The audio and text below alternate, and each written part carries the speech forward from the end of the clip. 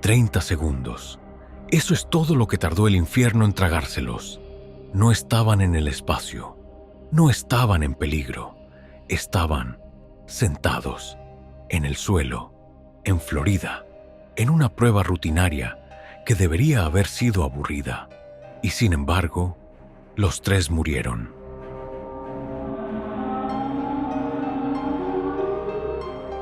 Esta es la historia que la NASA no quería contar.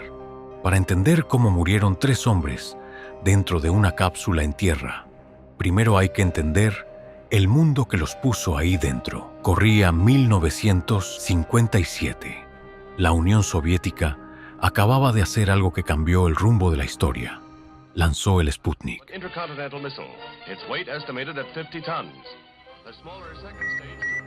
Un pequeño satélite metálico que orbitaba la Tierra, emitiendo un pitido inocente, un pitido que sonaba a victoria.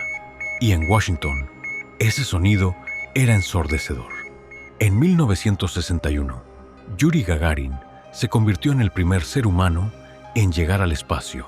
Sonrió para las cámaras, y esa sonrisa fue una bofetada directa al orgullo americano. Cada portada de periódico con un cosmonauta soviético era un recordatorio. Estados Unidos iba perdiendo, no una guerra de balas, sino algo más peligroso para una superpotencia. Estaba perdiendo el prestigio.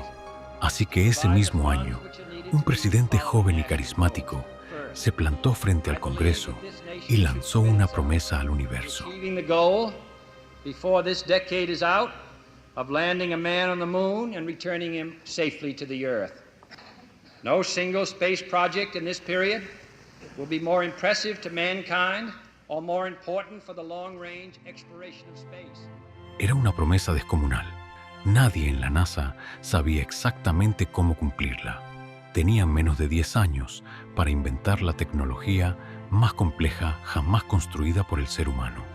10 años para diseñar cohetes que nunca habían existido, módulos que nadie había soñado, sistemas de soporte vital para un vacío que mata en segundos, y tenían que hacerlo antes que los rusos.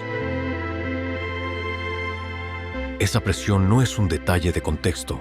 Esa presión es el personaje central de esta historia, porque fue esa presión la que mató a Gus Grissom, a Ed White y a Roger Chaffee antes de que pudieran siquiera despegar del suelo.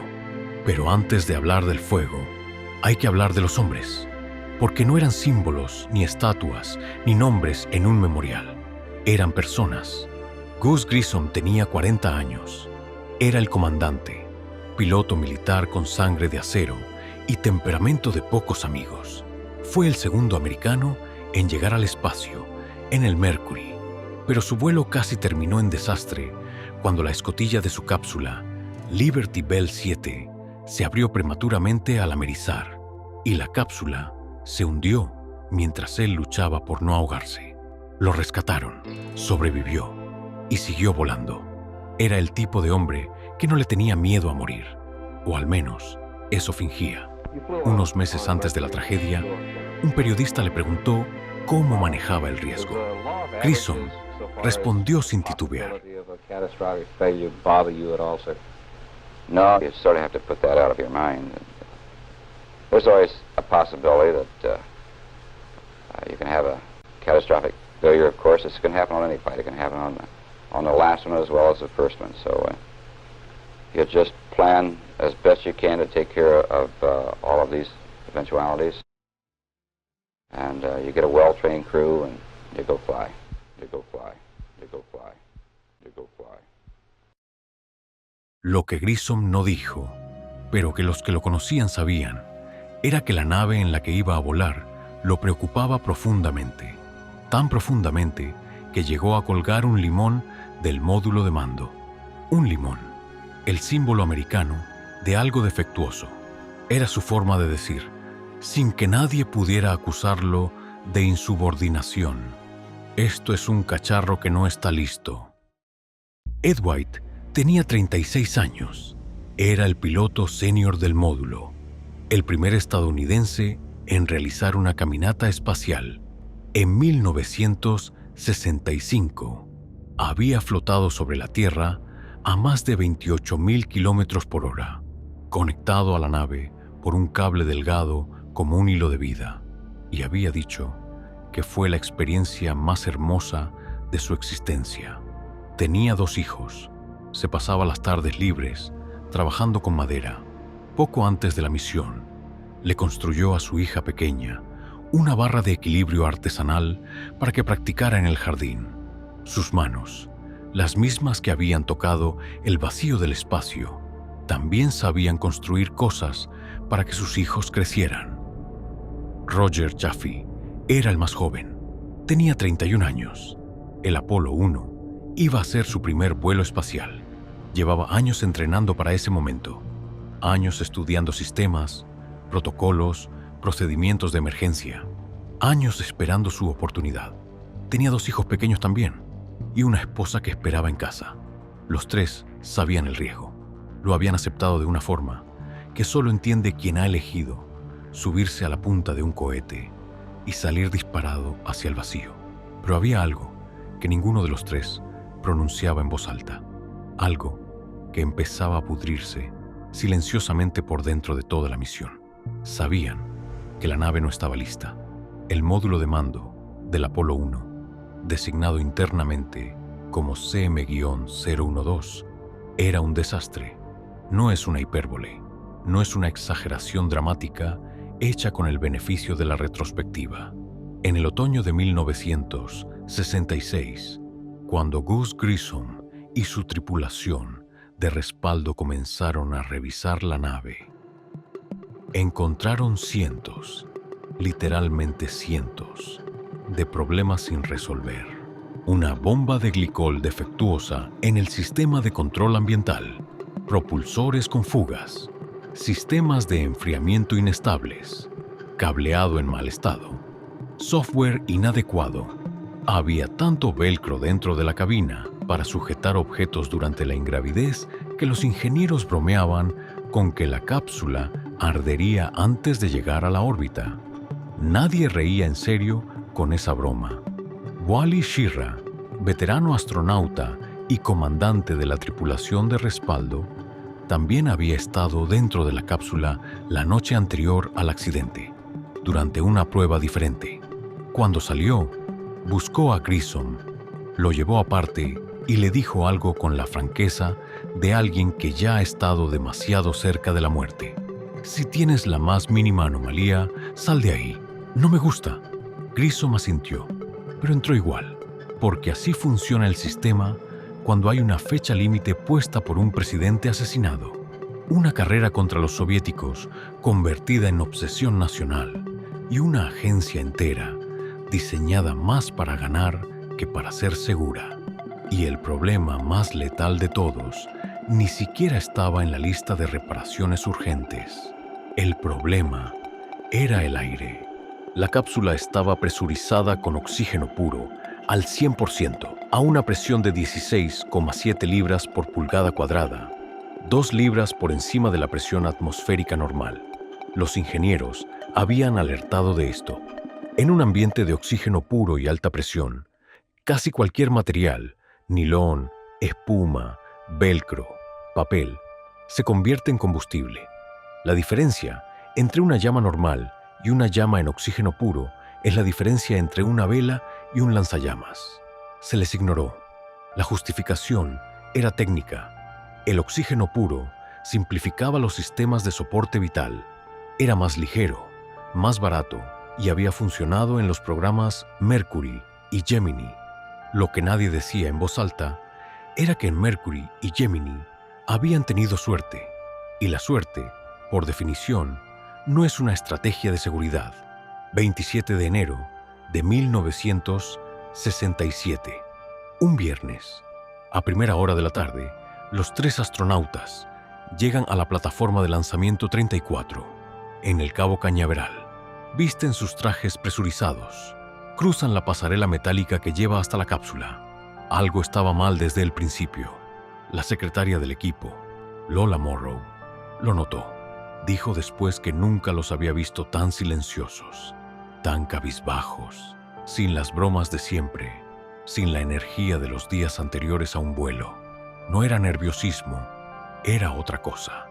A la 1 de la tarde, los tres entran en la cápsula. Una cabina cónica del tamaño aproximado del interior de un coche pequeño. Grissom primero, luego Chaffee, luego White. Se sientan, se ajustan los cinturones, se conectan a los sistemas de comunicación y oxígeno.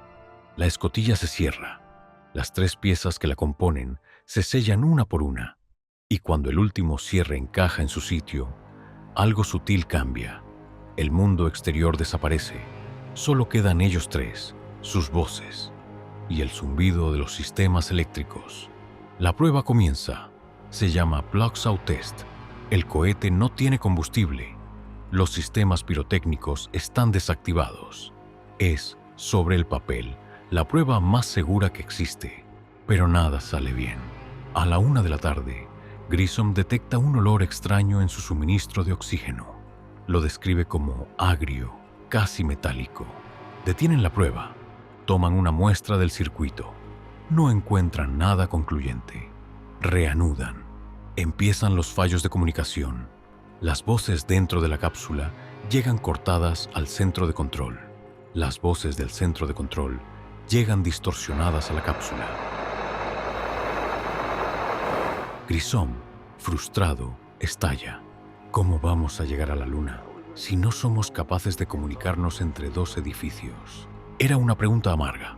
Era también, sin que él lo supiera, la última queja que haría en voz alta sobre la misión. Las horas pasan. Llevan 5 horas dentro de la cápsula. La cuenta atrás simulada sigue parada en menos 10 minutos.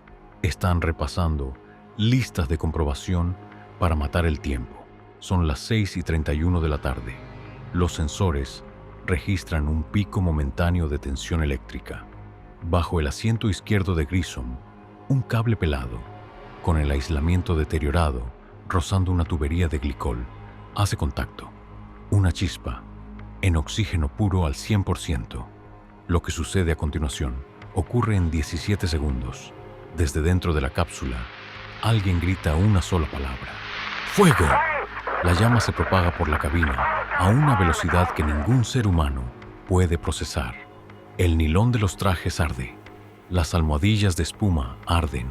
El velcro arde. El papel arde. La temperatura asciende por encima de los 1300 grados centígrados. La presión interior se dispara.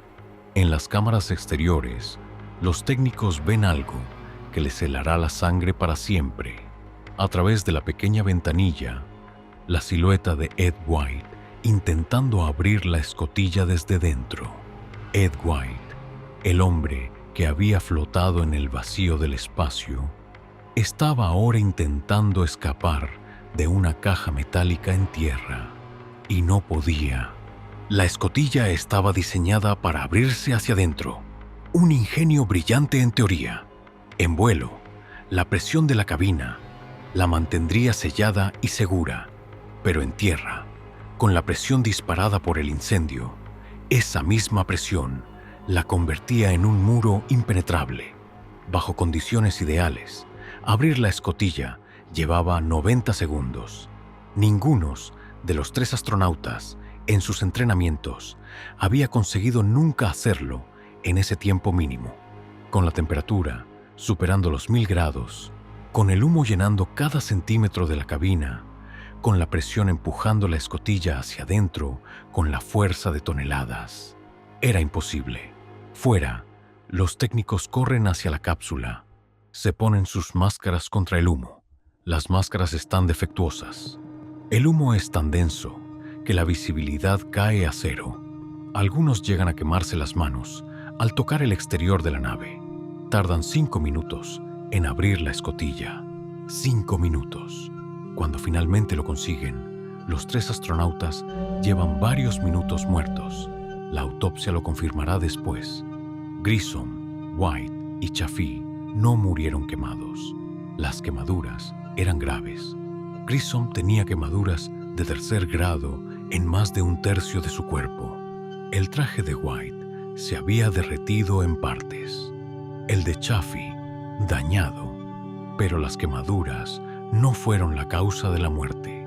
Murieron asfixiados por monóxido de carbono y gases tóxicos que llenaron la cabina en los primeros segundos del incendio. Murieron sin aire, encerrados, conscientes. Y cuando los bomberos llegaron, 14 minutos después de la primera alarma, tuvieron enormes dificultades para retirar los cuerpos. El nilón fundido de los trajes espaciales se había fusionado con el interior de la cápsula por el calor extremo. 3 hombres, en el suelo, en una prueba rutinaria, sin cohete encendido, sin combustible en los tanques.